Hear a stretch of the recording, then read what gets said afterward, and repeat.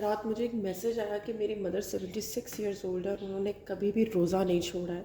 और मैं रोटी बनाती हूँ ना तो मेरी रोटी फूलती नहीं है और ज़रा सख्त बनती है। तो आपकी रोटी फूलती है तो बताएं कैसे आप फुला लेती हैं। मैंने सोचा कि मैं सहरी के लिए उठी हूँ तो वाई नॉट कि मैं अभी इस पर बात करूँ। देखिए, एक तो ये कि बहुत प्रैक्टिस के बाद आपकी रोटी अच्छी होती है। तो ये जो मेरी वीडियो है ना, ये स्पेशली मेरी उन फॉलोअर के लिए है। उज़मा उनका नाम था। तो उज़मा, स्पेशली ये वीडियो आपके लिए है। पहली बात तो ये कि उज़मा, ये देखें, ये आटा पेड़ा कितना ये मैंने फ्रिज से निकाला है आटा। कोई तकरीबन इसको 10 मिनट हो गए ये फ्रिज से निकला है। ये आटा नरम है। मैंने पेड़े बना के ना रख लिया था। आटा ऐसा गूंदा हुआ नरम होना चाहिए। मैंने बाकी आटे के अंदर कभी ना नमक डाला है ना ऑयल डाला है। नॉर्मल टैप वाटर से ऐसा आटा गूंद के रखना है।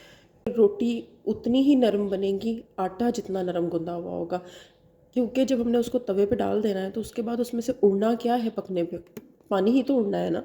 तो ज़ाहिर है अगर हम पानी की मिकदार ही कम रखेंगे और आटा शदीद सख्त होगा तो फिर ये कैसे मुमकिन है कि रोटी पकने के बाद रोटी नरम रह जाए।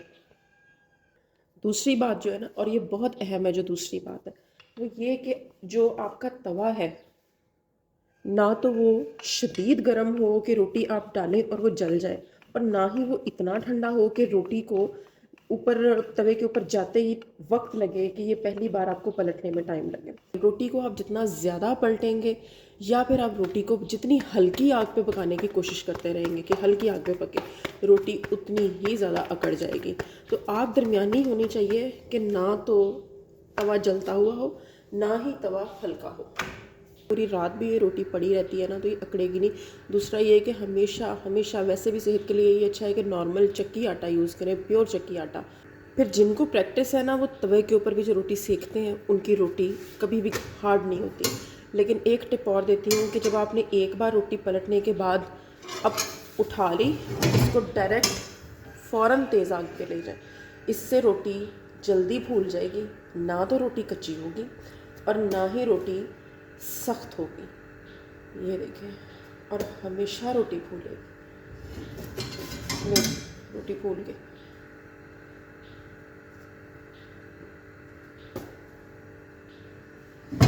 एक बात और जो कि मुझे अक्सर मैसेजेस भी आते हैं कि आप डायरेक्ट आग के ऊपर रोटी क्यों सेकती हैं। मैंने भी सुनी हुई हैं बातें जो आप मुझे बता रहे होते हैं, लेकिन आप खुद भी इस पर रिसर्च करके देख सकते हैं। सबसे ज़्यादा नुकसानदेह खाना पकाना होता है लकड़ी पे या कोयले पे, कार्बन मोनोऑक्साइड की, और बहुत बड़ी मिकदार उसमें निकलती है। कार्बन डाइऑक्साइड सेफ होती है, कार्बन मोनोऑक्साइड सेफ नहीं होती। दोनों रिलीज होती हैं, लेकिन अगर आप एलपीजी के ऊपर या फिर मीथेन जो नेचुरल गैस है उस पर रोटी बनाते हैं ना, तो ये सबसे सेफ है, क्योंकि कार्बन मोनोऑक्साइड ना होने के बराबर रिलीज होती है। पीला शोला है तो अनबर्न्ड गैस है और सेफ नहीं है, नीला शोला है तो बर्न्ड गैस है और सेफ है।